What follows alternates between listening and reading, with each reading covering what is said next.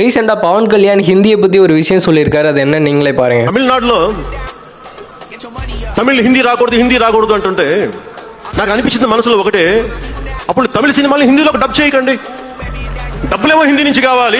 இவர் என்ன சொல்றாரு அப்படின்னா, தமிழர்கள் தமிழ் திரைப்படங்களை ஹிந்தியில டப் பண்றீங்க, அது மூலமா வரக்கூடிய வருமானம் உங்களுக்கு வேணும். ஹிந்தி தொழிலாளர்கள் தமிழ்நாட்டில் வேலை பார்க்கறாங்க, அவங்க மூலமா வரக்கூடிய வருமானம் உங்களுக்கு வேணும், ஆனா ஹிந்தி மட்டும் வேணாமா? இது என்ன லாஜிக் அப்படிங்கிற மாதிரி கேட்கிறாரு. இது எப்படி இருக்கு அப்படின்னா, என்ன டீம் என்ன மேட்ச்னே தெரியாம பேசுறாரு பாருங்க, அந்த மாதிரி இருக்கு. அதாவது இங்க யாருமே ஹிந்தி அப்படிங்கிற ஒரு மொழியை எதிர்க்கல, ஹிந்தி திணிப்பை தான் எதிர்க்கிறாங்க. இப்ப மும்மொழி கொள்கையை ஆதரிக்கிற நிறைய பேர் சொல்லக்கூடிய விஷயம் என்னன்னா, நீங்க நார்த் இந்தியா போனீங்கன்னா அங்க போய் சர்வை பண்றதுக்கு உங்களுக்கு ஹிந்தி தேவைப்படும், அதனால எல்லாருமே ஹிந்தி படிங்க அப்படின்ற மாதிரி சொல்றாங்க. இப்ப நான் நார்த் இந்தியா போறேன், அங்க போய் வேலை பார்க்க போறேன் அப்படின்னா எனக்கு ஹிந்தி தேவைப்படும், நான் ஒரு 3-4 மாசத்துல அந்த மொழியை கத்துக்க முடியும். இதுக்காக நான் எதுக்கு ஒரு 12 வருஷத்தை ஒரு மொழியை கத்துக்கிறதுக்காக வேஸ்ட் பண்ணணும் அப்படிங்கிறது எனக்கு தெரியல. அந்த டைம்ல ஒரு ஆர்டிபிஷியல் இன்டெலிஜென்ஸ் மாதிரியோ இல்லைன்னா வேற ஏதாவது யூஸ்ஃபுல்லான ஸ்கில்ஸை கத்துக்கிட்டு அப்படின்னா ஃபியூச்சர்ல என்னோட லைஃபுக்கு அது யூஸ் ஆகும். சரிங்களா?